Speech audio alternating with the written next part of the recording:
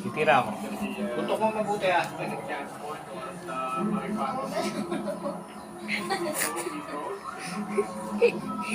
Huwag mo ako tututukan ha. Mag-ako kayo ano. Ay, nasa na. They need points. More than just an additional point to their sport.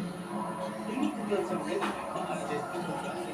Parang mula ng first Good niya guys. been flowing offensively so far. Yung flow nung kalaban nila yung Black Monster, di natin nakikita. Ganda na nga. Napakahirap ng tira guys. Yeah, defensive block. Ang ganda ng mga defensive side. It seemed like they were going to the right spots, making the right passes and decisions. Mani-mani lang yan guys. Again, 2 points, but they're the 11. But he has been sent back to the game.